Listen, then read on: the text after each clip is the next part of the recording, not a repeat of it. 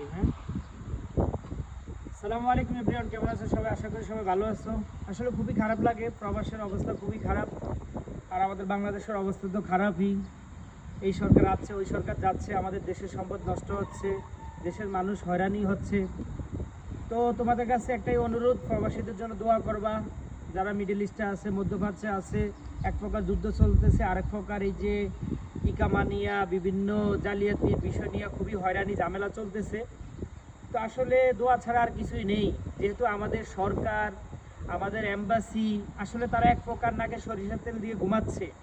এই যে হাজার হাজার মানুষ সৌদি আরব থেকে পুলিশ ধরে এইভাবে সফর জেল দিয়ে বাংলাদেশে পাঠাচ্ছে, কিন্তু কারো কোনো পদক্ষেপ নাই। আমি অনেক নিউজে দেখি, আসলে আমাদের খুব খারাপ লাগে, কষ্ট হয়। কেননা আমরা প্রবাসে আসি নিজের ফিউচার গঠন করার জন্য, আমাদের বাংলাদেশে কর্ম নেই, আমরা একটা দেশে যাই আমরা কর্ম করার জন্য, আমাদের মা বাবা পরিবারের মুখে হাসি ফুটানোর জন্য। কিন্তু এই দেশে আইসা যে আমরা আমাদের ঘুম হারাম করতে হয়, অশান্তিতে থাকতে হয়, সঠিকভাবে কাজ পাই না, সঠিকভাবে ইকামা পাই না, কোনো কিছুই পাই না। বিভিন্ন মাধ্যমে আইসা মানুষগুলো ফাইসা যায়। আমরাও দেখা যাচ্ছে আমাদের মাধ্যমে লোক আনি, আমাদেরও নিজস্ব এজেন্সি আছে, বাট আমরা সঠিকভাবে সঠিক কিছু করার চেষ্টা করি। কিন্তু কিছু মাধ্যম আছে, কিছু পক্ষ আছে, তারা দুই নম্বরই করে, তখন প্রতারণা ঝামেলা শিকার হইতে হয়। যেমন আমি এখন যেখানে অবস্থানরত আছি, এখন দেখা যাচ্ছে আমি একটা কাজ সঠিকভাবে করলাম, কিন্তু দ্বিতীয় পক্ষ দুই নম্বরই করলো। এখন কিছু কিছু কথা বলেও বলতে নেই, বুঝে নিতে হয়। কারণ আপনি একটা কথা বলছেন, একটা প্রবলেম তুলে ধরছেন, ঠিকই দ্বিতীয় পক্ষ আপনার প্রবলেম করবে, অথবা অন্য একজন প্রবাসী প্রবলেম করবে। এই জন্য আসলে আমরা একমাত্র আল্লাহর কাছে বলতে হবে, আল্লাহ সবার সঠিক বিচার করুক। যারা নাফরমানি করতেছে, দুই নম্বরই করতেছে, প্রতারণা করতেছে, মানুষের জীবন নিয়ে সিনিমিনি খেলতেছে, আমরা চাই আল্লাহ তাদের বিচার করুক। আর সর্বকথা হলো আল্লাহ অবশ্যই বিচার করবে। আল্লাহ নমরুদ, ফেরাউন, কাফের মুশরিকদেরকে বিচার করছে, আদ জাতি সামুদ জাতিদেরকে আল্লাহ ধ্বংস করছে। অবশ্যই সবাইকে ধ্বংস করবে, বিচার করবে, 2 দিন আগার পর। বাট আমাদের সবুর করতে হবে। ওইটা আর কি, সামরিক সময়ের জন্য একটা ভাই আসবে, একটু কষ্টে থাকবে, সঠিকভাবে ঘুমাতে পারবে না, খাইতে পারবে না, একটা কর্ম পাবে না। এই যে এত কষ্ট, দেশে বুড়ো বাবা মা যে এই যে এত কষ্ট পাইতেছে, পরিবার পরিজন এই যে টেনশন করতেছে, এটাই সবচেয়ে খারাপ। আমার একটা ভাই একটা দেশে যাবে অনেক স্বপ্ন নিয়ে, মা বাবার মুখে হাসি ফুটাবে, বাড়ি নাই, নদী বাড়ি ভেঙে ফেলছে, একটা বাড়ি করবে, একটা স্বপ্নের একটা মানে অনেক স্বপ্ন তাদের। এই যে স্বপ্নগুলো যে বাস্তবায়ন হচ্ছে না, কিছু দালাল চক্রের কারণে, কিছু প্রতারকের কারণে, এবং আমাদের সৌদি আরবে কিছু কর্মরত কিছু মানে খারাপ পন্থী লোক আছে, তাদের কারণে এই যে জীবনগুলো, এই যে আমাদের ভাইদের ফিউচারগুলো এই যেভাবে ধ্বংস হয়ে যাচ্ছে, নষ্ট হয়ে যাচ্ছে, আসলে এটা দেখবে কে? কে দেখবে? এটা দেখা উচিত আমাদের দেশের সরকার, আমাদের দেশের এম্বাসি, সৌদি আরবে যে এম্বাসি কর্মরত আছে, তারা দেখা দরকার যে যেই দায়িত্বে আছে ওই দায়িত্ব থেকে প্রবলেমগুলো তুলে ধরা উচিত। হাজার হাজার মানুষ দেশে যাচ্ছে, কি জন্য যাচ্ছে, এগুলো নিয়ে রিপোর্ট তৈরি করো, কতজন লোক আছে এগুলো নিয়ে আলাপ আলোচনা করো, একটা সমাধানের মধ্যে যাও। তাহলে প্রবলেম সলভ হওয়ার সম্ভাবনা অনেক বেশি। কিন্তু না, অনেকের ইকামা আছে, অনেকের ইকামা এক্সপায়ার, খুরুজ বাড়া নাই, অনেক ধরনের জালিয়াতি নাই, প্রবলেম নাই। 99% মানুষের আলহামদুলিল্লাহ অনেক ধরনের প্রবলেম নাই, কিন্তু দেশে পাঠিয়ে দিচ্ছে। একটা লোক নামাজ পড়তে যাচ্ছে, দইরা তাকে দেশে পাঠিয়ে দিচ্ছে। আর বিশেষ করে বড় হজের সময় অনেক বেশি পাঠায়। আজকে 3 বছর ধরে প্রবাসে আছি, অনেক কিছু জানার চেষ্টা করতেছি, শেখার চেষ্টা করতেছি, নিউজ দেখার চেষ্টা করতেছি, কিন্তু খারাপ লাগে অন্যায়। যে অন্যায়টা হচ্ছে এটা মেনে নেওয়া যায় না। আমি প্রকৃতভাবে একজন মানুষ, আমার ধর্মের কথা বাদ দিলাম, আমি মুসলিম, মুখে মুখে ধর্মের কথা বাদ দিলাম, আমি একজন মানুষ, আমি একজন ইনসাফ হিসাবে আমার উচিত আমার একটা ভাই যাতে কষ্ট না পায়, যাতে ঝামেলা না থাকে। কিন্তু কে কার কথা শুনে? যেখানে আমি হারামকে বুকে টেনে নিব, আমি মনে করবো আমি একটা ব্যবসা দিছি, আমি এখানে গরুর মাংসের জায়গায় আমি এখন এখানে কুকুরের মাংস খাওয়াবো, এটা তো আমার মস্তিষ্কের ব্যাপার। এটা আরেক ভাইয়ের দোষ না, আমাদের দেশের দোষ না, আমি মুসলিম বা অমুসলিম আমার এটার দোষ না। তো দোষ হলে আমার মধ্যে, আমাকে সঠিক হইতে হবে, আমাকে নিজের জায়গা থেকে আমাকে ঠিক হইতে হবে। কে কী করছে ওইটা দেখার বিষয় না। আসলে কথা বললে অনেক কথাই বলা যায়, শেষ কথা হলো আমরা প্রত্যেকটা মানুষই প্রত্যেকটা জায়গা থেকে অশান্তিতে আসি, কষ্টে থাকি। তো মহান আল্লাহ আমাদেরকে রহম করুক, সবাইকে সঠিক পথ দেখাক, এবং যারা হারাম কাজে লিপ্ত, খারাপ কাজ করতেছে, মানুষের জীবন নিয়ে ছিনিমিনি করতেছে, 100% প্রতারণা করতেছে, আল্লাহ অচিরেই তাদেরকে ধ্বংস করে দেখ, আল্লাহ অচিরেই তাদেরকে হেদায়েত করুক, তাদেরকে সঠিক পথ দেখাক। আর সবাই সাবধানে থাকবেন, সতর্ক থাকবেন। আসলে প্রবলেম থাকবেই, যুগ যুগ ধরে প্রবলেম থাকবেই, মিডল ইস্টের প্রবলেম থাকবেই। একটা কথা মাথায় রাখবেন, আপনি বিদেশে আসবেন, আপনি যেখানেই যাবেন অবশ্যই যাবেন। আপনি কেন যাবেন না? আপনি পুরুষ হিসেবে আপনি কর্ম করার জন্য ছুটবেন, আপনি ঘরে চুরি করে বসে থাকার মতো মানুষ না। আপনি ছুটবেন, তাহলেই তো আপনার ফিউচার গঠন হবে। আপনি টাকা কামাই করলে হজ করতে পারবেন, টাকা কামাই করলে বাবা মার মুখে হাসি বুড়াইতে পারবেন। টাকা কামাই করতে গেলে আপনি একটা বিয়ে করতে চাইবেন, একটা মেয়ে, আপনার কামাই রুচি নাই, মেয়ের বাবা মা আপনাকে মেয়ে বিয়ে দিবে না। প্রতিটা ক্ষেত্রে আপনার টাকা দরকার, কিন্তু টাকাটা সঠিকভাবে কামাইতে হবে আর কি। আমরা আসলে এমন লোভ লালসার মধ্যে পড়ে যাই, আমাদের কোটি টাকা দরকার, আমার ভাইকে খুন করে হলো আমার কোটি টাকা লাগবেই, আমার কোটি টাকা দরকার, অমুকে 10 তলা করছে আমার 10 তলা করতে হবে, এইভাবে। এখন আমাদের মস্তিষ্কের মধ্যে হলো আমার টাকা দরকার, কিন্তু কাউকে খুন করে হোক বা যেভাবে হোক আমার টাকা দরকার। আসলে আমাদের দুনিয়া ক্ষণস্থায়ী, আমরা 2 দিনের জন্য আছি। হাদিস কালামের দিক দিয়ে চাইলে আমরা যা করতেছি সব কিছু ভুল করতেছি, অন্যায় করতেছি। আমাদের প্রতিটা কথা, প্রতিটা সেকেন্ড 24 আওয়ার লিপিবদ্ধ হচ্ছে। মুনকার না কিরমান কাতিবিন আলাতুল, আমাদের সব কিছু লিপিবদ্ধ করতেছেন। এক আল্লাহ উপরে আছেন, আমরা দেখতেছি, তিনি সব কিছু দেখতেছেন, শুনতেছেন। আসলে প্রত্যেকটা জিনিসের হিসাব হবে।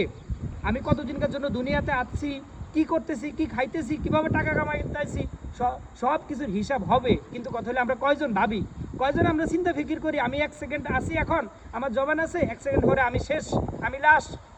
বলবে যে এই রাসেল লাশ, এই রাসেল 30,000 টাকার খাটের মধ্যে শুয়ে থাকলো, এই রাসেলের কোনো আজ মূল্য থাকবে না, লাইতে তারে ফালে দিবে, তারপরে সইটা যত দ্রুত সম্ভব মাটি দিয়ে দিবে। এটা হলো আমার জীবন। প্রত্যেকটা মানুষ, রাজা থেকে বাদশাহ, গোলাম থেকে ফকির, প্রত্যেকটা মানুষের হিসাব এভাবেই হবে যুগ যুগ ধরে, কিয়ামতের আগ পর্যন্ত, ঠিক আল্লাহর কাঠগড়ায় দাঁড়াবো, হাসর পর্যন্ত আমাদের সব কিছু এভাবেই হবে। আল্লাহ আমাদেরকে সঠিক বুঝদান করুক, আমাদের মধ্যে ভালো জ্ঞান দেখ, আমরা যাতে একে একে করে সহযোগিতা করতে পারি, ভালো পরামর্শ দিতে পারি, যাতে করে একজন মানুষ মারা গেলে যাতে ইন্না লিল্লাহর পরিবর্তে যাতে আলহামদুলিল্লাহ না বলতে হয়। অন্তত আমরা এইভাবে আমাদেরকে গঠন করতে হবে। দেখেন আমাদের বাংলাদেশে নোংরা রাজনীতি চলতেছে, হাজার হাজার মায়ের বুক খালি হচ্ছে, কোটি কোটি টাকার সম্পদ নষ্ট হচ্ছে। এটা দেখবে কে? আমি আমার শেয়ার দখল নিয়ে শেয়ারের দখলে আসি, ওই যে আমার ভাই আমি ভুলে গেছি, ও আমার বাবা আমি ভুলে গেছি, ও আমার আত্মীয় আমি ভুলে গেছি। আমার দরকার চেয়ার, আমার দরকার ক্ষমতা, কিন্তু না, এটা আসলে কোনো কাজই আসবে না। আল্লাহ সেদিন বলবে লিমানিল মুলকুল ইয়াম, আজকে রাজা বাদশা সব কিছু আমি। তো তোমরা দুনিয়ার রাজা বাদশা সব কিছু ছিল, কোথায় তোমাদের অহংকার, কোথায় আধিপত্য, কোথায় কি? সব কিছুই তো জবাবদিহি করতে হবে, সব কিছুরই তো শেষ আছে। কিন্তু এটা দেখবে কে? আমি আমার জায়গা থেকে খারাপ, আমার ভাই আমার জায়গা থেকে ভালো, কিন্তু না, আমার জায়গা থেকে আমাকে ভাবতে হবে যে আমার একদিন মৃত্যু হবে, আমি একদিন আল্লাহর কাঠগড়ে দাঁড়াতে হবে। আমি অমুসলিম, আমি হিন্দু, আমি কাফের, আমি মুশরিক, আমি বৌদ্ধ, আমি খ্রিস্টান, সমস্যা নেই। সব প্রতিটা গ্রন্থেই লেখা আছে তুমি ভালোভাবে চলো, ভালো কাজ করো, তাহলে তোমার গড, তোমার ঈশ্বর, তোমার ভগবান সবাই তোমাকে সঠিকভাবে চলার জন্যই বলছে। বলে নাই তুমি তোমার ভাইকে খুন করে তুমি কোটি টাকা কামাও, এটা বলে নাই। তো আমার বিবেকের দোষ, আমার বিবেকের দোষ, আমি কিছু করতেছি না। আমি মাওলানা হয়ে আমি হারাম কাজের মধ্যে লিপ্ত আছি, আমি সাধারণ শ্রমিক হয়ে আমি হারাম কাজের সাথে লিপ্ত আছি। কারণ আমার সাথে পার্থক্য কোথায়? আল্লাহ আমাকে জ্ঞান দিছে, প্রত্যেকটা মানবকে আল্লাহ জ্ঞান দিছে, তার ওই জ্ঞানকে কাজে লাগিয়ে চলার জন্য। এখন আমরা করতেছি না, আমরা চলতেছি না, এটা আমাদের ব্যর্থতা, আমাদের ভুল।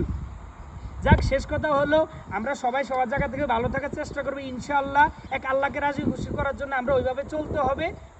হারাম আসবেই, আপনি হারামে অনেক আরাম পাবেন, অনেক কিছুই হবে, অনেক কিছু হবে, কিন্তু একটু চেষ্টা করতে হবে। আমাদের একটি মৃত্যু হবে, একটু চিন্তা ফিকির আমরা করতে হবে ইনশাল্লাহ, প্রত্যেকটা জায়গা থেকে। তাহলে আল্লাহ আমাদেরকে শান্তিতে রাখবেন, সুখে রাখবেন, সুস্থ রাখবেন। এখন আমার 20 টাকা আছে, আমার মনের মধ্যে শান্তি নাই, আমার ঘুম নাই, আমার পরিবার নাই, হ্যাঁ, তারপরে আমার আরামে বিছানা আমি ঘুমাইতে পারি না, ঠিক আছে, আমি 20 টাকা রেখে আবার মরে যাইতেছি, তো কী লাভ, কী ফায়দা? কোনো লাভ নেই। কিন্তু লাভ আছে, কথা হলে আমি মানুষ হিসেবে আমার লাভ আছে। আমি 1 সেকেন্ড বাঁচলো, আমার ক্ষমতা চাই, এই জন্যই তো এত অশান্তি, এত ভোগান্তি। তো শেষ কথা হলো, হাত জোর করে একটা কথাই বলি, যে যেভাবে আসেন বিদেশে যাচাই বাছাই করে সঠিকভাবে আসেন। একটু বিদেশে এসে আপনি মাথা কামড়াবেন, দালালের দোষ দিবেন, গালি দিবেন, কোনো ফায়দা হবে না। মানুষ প্রতারণা করবে, মানুষ আপনাকে মিথ্যা কথা বলবে। একটা দোকানদার দোকানে একটা সদাই রাখছে, এই সদাইটা বিক্রি করার জন্য সে যদি ভালো হয় সত্য কথা বলবে, ভালো না হলে সে মিথ্যা কথা বলবে, কারণ তার এটা বিক্রি করতে হবে, বিক্রি না হলে তার এটা নষ্ট হয়ে যাবে। এটা আপনাকে বুঝতে হবে। এখন যেই দেশে যে সিস্টেম, যেই দেশে যে রুলস, আপনাকে এটা মানতে হবে, এটা মানার চেষ্টা করতে হবে। আপনি অযথা অন্য মানুষের দোষ দিবেন না, আপনি আপনার জায়গা থেকে সচেতন থাকেন, এক আল্লাহকে বিশ্বাস করেন, এক আল্লাহকে মাইনা সঠিকভাবে চলার চেষ্টা করেন। কারণ আপনাকে 20 টাকা দিলে একমাত্র আল্লাহ দিবে, আপনাকে ফকির বানালে এক আল্লাহ বানাবে। আমি একজন খারাপ অভদ্র, একজন মনে করেন মূর্খ লোক হিসাবে আপনাদের কাছে এটাই দাবি, আমার ভাইদের কাছে একটাই অনুরোধ, এটাই সঠিকভাবে আসেন থাকেন, বা যে যেভাবে আসেন থাকেন, বিপদ আপদ আসবেই, সঠিকভাবে পরামর্শ নেন, এক আল্লাহর কাছে বলেন, ধৈর্য ধরেন, আসলে যে অন্যায় করে সে তো এটার ফল পাবেই 2 দিন আগ পর। ওইটা আর কি সীমিত সময়ের জন্য আপনার যে কষ্টটা হচ্ছে, আপনার বাবা মার যে চোখের পানি ঝরতেছে, আসলে এটার তো কোনো মূল্য হয় না। এটার তো কেউ কোটি টাকা দিয়ে কিনতে পারবে না। এক রাতের ঘুম যদি কেউ না হয়, এই ঘুমটা যে কত মূল্যবান, এটা যার ঘুম হয় না, যার শরীর খারাপ, সেই বোঝে। তো অনেক কথা বলে ফেলছি, ভুল ত্রুটি হলে সবাই ক্ষমা করবেন। আসলে সবাই সবার জায়গা থেকে সতর্ক থাকেন। আর বিশেষ করে মিডল ইস্টগুলোতে, মধ্যপ্রাচ্যে আসার জন্য আসবেন, সমস্যা নেই, কিন্তু একটু যাচাই করে আসেন কি আছে কি নাই, ওইভাবে একটু যাচাই করে আসেন। আমার এমন অনেক বন্ধু বান্ধব আছে, আমি বলছি ভাইয়া তোমরা আসবা, এই সিস্টেম, কিন্তু না, আমার কথা বিশ্বাস না করে অন্য মাধ্যমে আইসেও তারা দেখা যাচ্ছে ওই ঝামেলায় পড়ে। কথা হলে একটু যাচাই করেন, একটু সবুর করেন, ধৈর্য ধরেন। এই জন্য আল্লাহ বলছে তুমি ধৈর্য ধরো, তুমি অহংকার করো না, তুমি সঠিকভাবে চলো, আমি আল্লাহ তোমাকে দিব। আল্লাহ দেওয়ার জন্য প্রস্তুত থাকে এনি টাইম। কথা হলে আমাদের ওই ধৈর্য নেই, আমরা ওই আমাদের ধৈর্য নাই দেখে আমরা বিভিন্ন ঝামেলায় পড়ি। আর আমাদের বাংলাদেশের নোংরা রাজনীতির জন্য, খুন খারাপির জন্য আসলে আমরা দায়ী, আমরা জনগণ দায়ী। আমরা জনগণ 500 টাকার জন্য বিক্রি হয়ে যাই। একজন একটা ভোট চাইতেছে, মেম্বার বলবেই তোমাকে আমি খাল কেটে কুমির এনে দিব, তা আপনি কেন রাজি হচ্ছেন? আপনি মেম্বারের অভিজ্ঞতা দেখেন, মেম্বার কি তার পকেট থেকে দিবে? মেম্বারের বেতন কত? ও কত বেতন পায়? 10,000 মাল না 20,000 টাকা বেতন পায়। এমনও লোক আছে, এমনও মেম্বার আছে, সে তার নাম লিখতে সঠিকভাবে পারে না, তাকে আমরা মেম্বারের পদে দাঁড়ি করেছি। সে কি তার পকেট থেকে টাকা দিয়ে আমাদেরকে রাস্তা করে দিবে? না, দিচ্ছে না। কোনো মন্ত্রী মিনিস্টার কেউই দিচ্ছে না। 18 কোটির মানুষ, 18 কোটির মানুষের টাকা দিয়েই একটা দেশ চলতেছে, একটা সমাজ চলতেছে, সবাই চলতেছে। প্রত্যেকটা সেক্টরে প্রত্যেকটা মানুষ, সেনাবাহিনী, আর্মি, বিডিএ সবাই চলতেছে। 18 কোটি মানুষের টাকা দিয়ে চলতেছে, এখানে কারো টাকা দিয়ে কেউ চলতেছে না। তাই আপনি আপনার জায়গা থেকে আপনি সতর্ক হন। আপনার একটা মেয়ে দূষিত হয়েছে, আপনার একটা ছেলে হয়রান হচ্ছে, আপনার একটা ছেলে IBA পাস করে অনার্স কমপ্লিট করে চাকরি পাচ্ছে না, এটার জন্য ব্যর্থ থাকে। আপনার ছেলের বয়স চলে যাচ্ছে, সে একটা সরকারি চাকরি নিতে ধুকে ধুকে মানুষের কাছে মরতেছে, তার ওই বয়সটা চলে যাচ্ছে, এটার প্রতিবাদ কে করবে? আপনি করতে হবে। আপনি আপনার জায়গা থেকে সচেতন থাকেন, আপনি আবার আপনার জায়গা থেকে সচেতন হন, ইনশাল্লাহ দেখবেন প্রবলেম সলভ হয়ে যাবে যদি আপনি সতর্ক থাকেন। তো মেন কথা হইল এনি টাইম আমাদের যুদ্ধ করতে হবে, মৃত্যুর আগ পর্যন্ত চোখ কান খোলা রেখে ন্যায় অন্যায় প্রতিবাদ করতে হবে, ওইভাবেই আমাদেরকে চলতে হবে। সবাই ভালো থাকবেন, সুস্থ থাকবেন। আসসালামু আলাইকুম রহমতুল্লাহ।